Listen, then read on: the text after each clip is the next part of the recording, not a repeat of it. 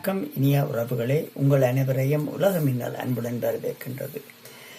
நான் பார்க்க போகும் தலைப்பு என்னவென்றால், கனடாவில் வீடுகளை வருமானமாக மாற்றும் 25 வழிகளை பற்றி இங்கு ஆராய்ப்போம்.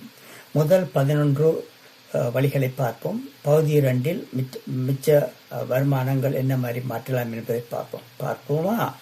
அறிமுகமாக, ஒரு வீடு என்பது இப்போது வெறும் வாழுமிடம் மட்டுமில்லை. கனடா முழுவதும் மக்கள் தங்கள் வீடுகளை வருமானமாக மாற்றிக்கொண்டிருக்கின்றார்கள். உயரும் வாழ்க்கை செலவுகளும் புதுமையான சிந்தனைகளும் இந்த மாற்றத்துக்கான காரணம். இதோ கனடியர்கள் பயன்படுத்தும் 25 புத்திசாலித்தனமான வழிகள். முதலாவதாக, வாடகை மற்றும் வாழும் இட வாய்ப்புகள். கீழ்மாடி பேஸ்மெண்ட் வாடகை. சட்டபூர்வமான தனி யூனிட் உருவாக்கி மாதாந்திர வருமானம் பெறலாம்.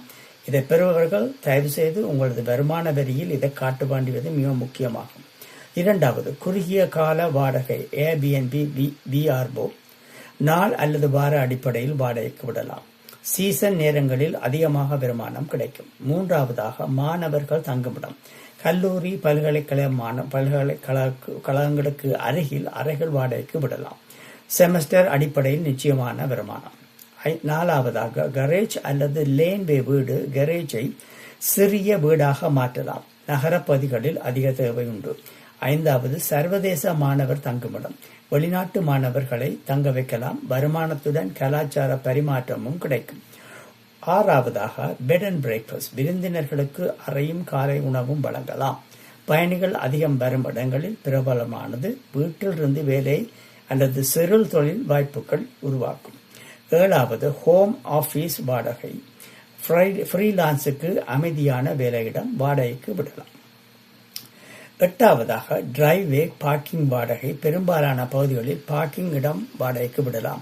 பார்க்கிங் மிகவும் ஒரு முக்கியமான, அதிகமான எக்ஸ்பென்சிவாக, மிகவும் செலவானது. எனவே இது எனது வழியில் ஒரு வருமானமாக கருதப்படும்.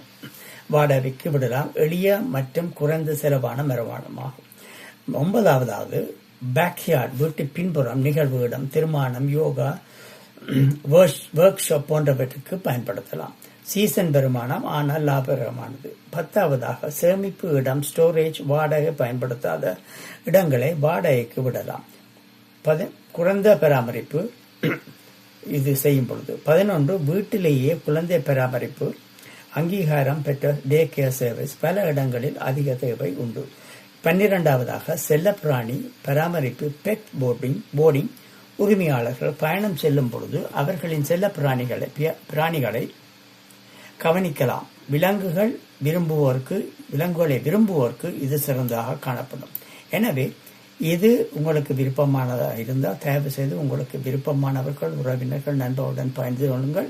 இதனால் நீங்களும் பயனடையலாம் என்று கூறிக்கொண்டு உங்களிடம் விடைபெறுகின்றேன். நன்றி, வணக்கம். இனி பகுதி 2 பார்ப்போம்.